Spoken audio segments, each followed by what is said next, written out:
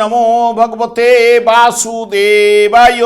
আমার প্রিয় দর্শক বন্ধুকে আমার আন্তরিক অভিনন্দন, শুভেচ্ছা ও ভালোবাসা জানাই। আমি আশা করি অনাদির আদি গোবিন্দের অশেষ করুণায় আপনারা সকলেই কুশলে আছেন।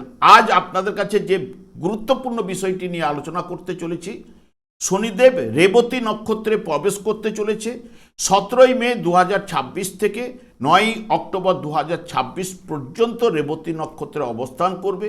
27শে জুলাই 2026-এ রেবতী নক্ষত্রেই কিন্তু বক্রতা আরম্ভ করবে এবং 9ই অক্টোবর 2026-এ রেবতী নক্ষত্র ছেড়ে পুনরায় উত্তর ভাদ্রপদ নক্ষত্রে অবস্থান করবে। তাই ধনুরাশি বা ধনুলগ্নের জাতক জাতিকারা আপনারা কেমন ফল পেতে চলেছেন তা আমি আচার্য কমল শাস্ত্রী আপনাদের কাছে এই ভিডিওতে বিস্তারিতভাবে আলোচনা করব। ধৈর্য সহকারে আপনারা ভিডিওটি দেখবেন। দেখুন, এমনিতেই শনিদেব রাশিচক্রের দ্বাদশভাবে মীন রাশিতে অবস্থান করছে এবং শনিদেব রেবতী নক্ষত্রে, অর্থাৎ আমাদের যে রাশিচক্রের যে নক্ষত্র মণ্ডলী রয়েছে, নক্ষত্র মণ্ডলীর একদম শেষ নক্ষত্র 27 নম্বর নক্ষত্রে কিন্তু অবস্থান করবে।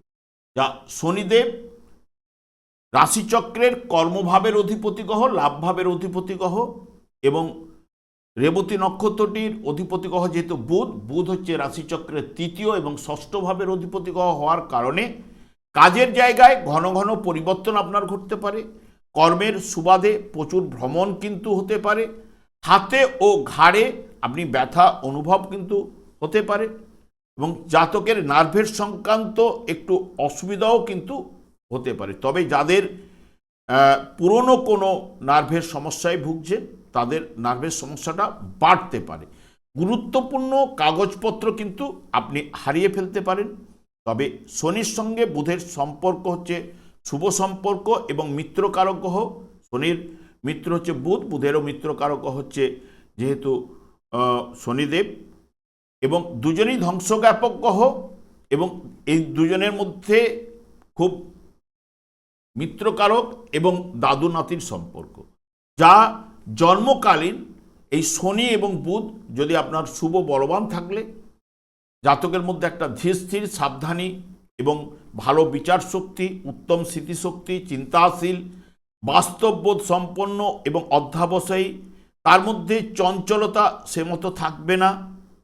অঙ্ক, পদার্থবিদ্যা, গবেষণায় কিন্তু আগ্রহ কিন্তু বাড়াবে। ইচ্ছাশক্তি, যে কোনো কাজে লেগে থাকার প্রবণতা এবং ইচ্ছা পূরণের আকাঙ্ক্ষা কিন্তু প্রদান করবে। তবে জন্মকালীন যার শনি এবং বুধ যদি দুর্বল, পীড়িত, অশুভ হলে সব প্রচেষ্টায় কিন্তু বিফলে যাবে বা বিলম্বিত হতে পারে বা ঋণগ্রস্ত হতে পারেন বা রোগগ্রস্ত, অল্প শিক্ষা, দুর্বল স্মৃতিশক্তি, আর্থিক সচ্ছলতা সেই মতো দেবে না, ঠান্ডা লাগা, বধিরতা ইত্যাদি ইত্যাদি কিন্তু প্রদান করতে পারে।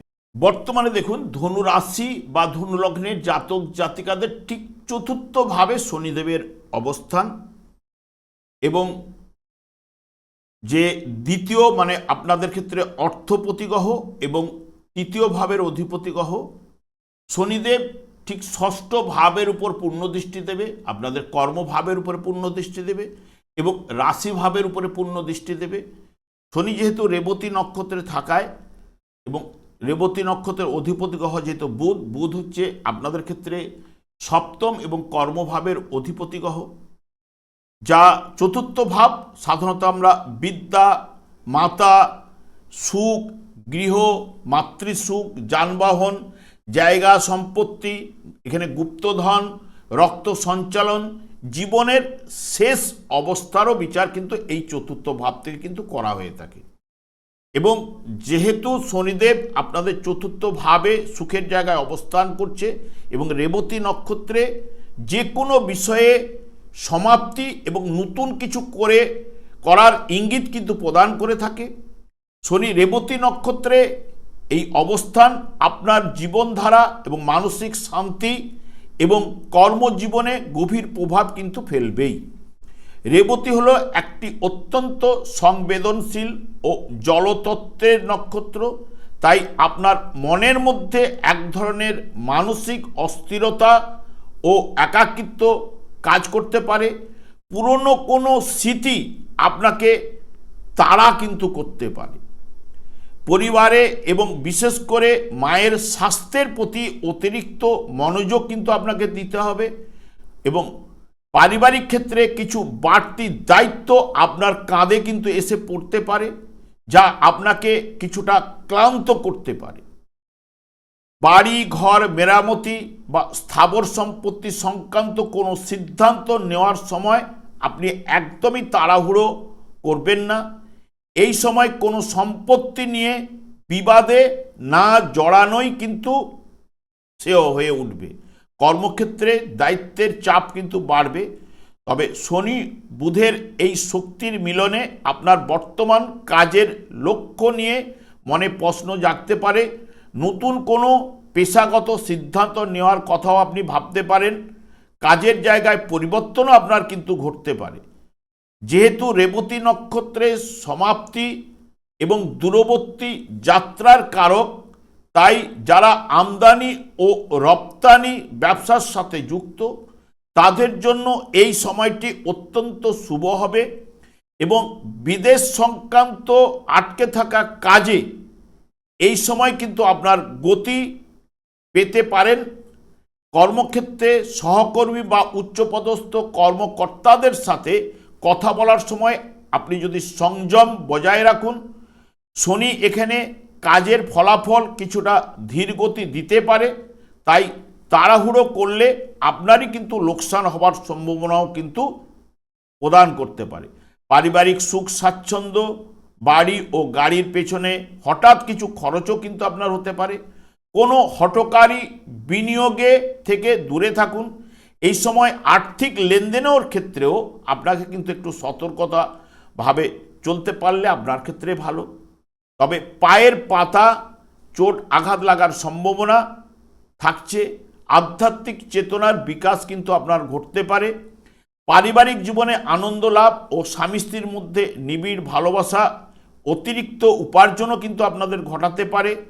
কর্মপ্রয়াসে আপনার সার্থকতা, যাবতীয় যোগাযোগে আপনাকে সফলতা, অন্যের সাহায্য করার সদিচ্ছা, বাধা সত্ত্বেও কর্মে সাফল্য প্রদান কিছু না কিছু করবেই।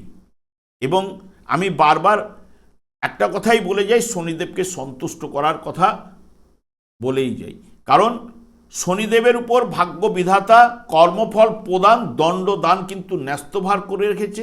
তাই কলিযুগটি শনি এবং রাহুর দ্বারাই কিন্তু পরিচালিত এবং আমাদের চারটি যুগ রয়েছে, চারটি যুগের চারটি যুগধর্ম রয়েছে।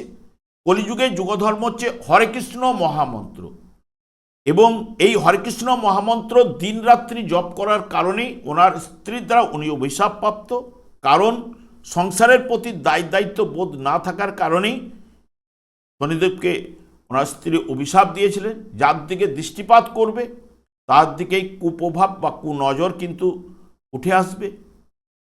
এবং যেহেতু কর্মফল প্রদান, আমাদের পূর্বজন্মের কর্মফল থাকার কারণে এই মত্তধামে এসেছি।